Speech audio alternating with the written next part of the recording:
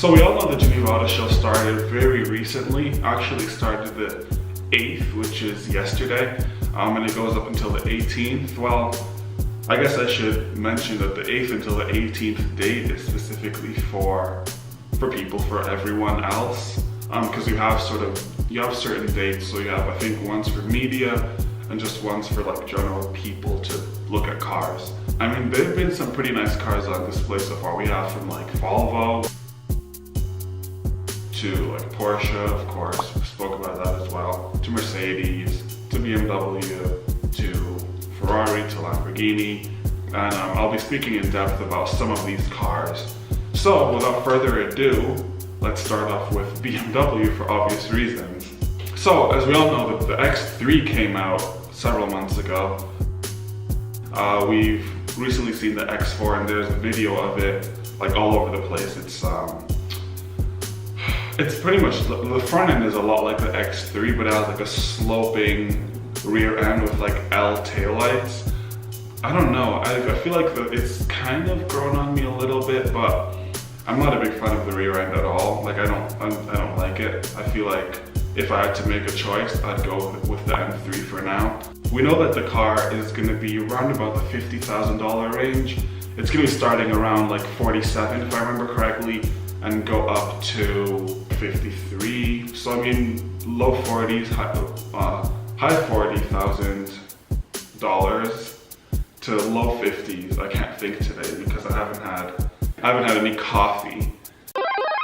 And so the X4 that's going to be released later this year, it's going to go from 0 to 60 in 6 seconds for the base model, and then for the M, for the motorsport package, it's going to be 4.6 seconds, which, I mean, you're paying around about 50K for that. I think that's a pretty reasonable deal, to be honest. I mean, because there are going to be several cars in this auto show that are coming out, and so we'll see competitors and all sorts of other vehicles compete. Moving on, still within BMW, but we're moving away from the X models, and we're going to, well, the Z4 also came out, but I feel like I don't want to talk too much about that. Really what I want to talk about is the A Series Grand Coupe. So essentially this car, as you can see here, it's sort of like a greenish, it has a green color, at least the one that's been revealed to us. And I can say that it looks really aggressive and really sporty. So we have a 3-liter 6-cylinder for diesel, and we have a gas option as well. In addition to that, it's 326 horsepower, and it goes from 0 to 60 in right around 6 seconds, which, I mean, I can say that's pretty quick. I mean, quicker than the X4 for obvious reasons. You also have the V8, which is 600 horsepower, and the taillights, again, is sort of not nearly as prominent as the X4, but it sort of has like a bit of an L shape to it.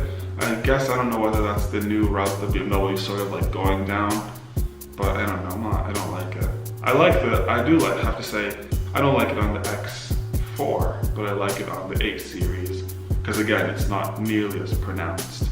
As far as price for the car, you're looking at around about the $70,000 to $80,000 range, which I feel like once you add on like an M Sport package, then that's gonna go up for sure.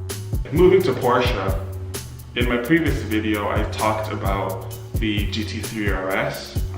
Again, I drove the GT3, not the RS, but just the regular GT3. I took it around the track, so again, it's in one of my previous videos, so definitely go check that out. But now we have the GT3 RS, which is 560 horsepower, and this one is naturally aspirated. So moving on from all the German cars, we're going to talk about Aston Martin, because they have the new Vantage that came out, and it looks really sleek. I've always been a big fan of just English cars in general. I like Aston Martins, I like Jaguars. I feel like it's almost like your stereotypical like British cars, where they like exude this sort of class to them. Especially like the older cars.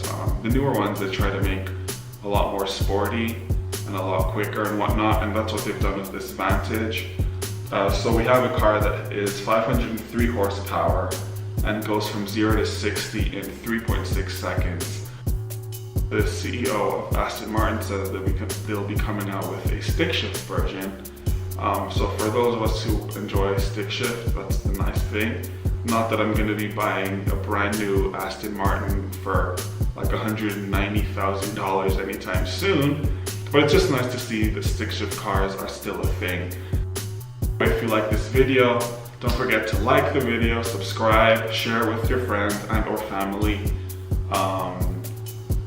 and I'll catch you guys next time.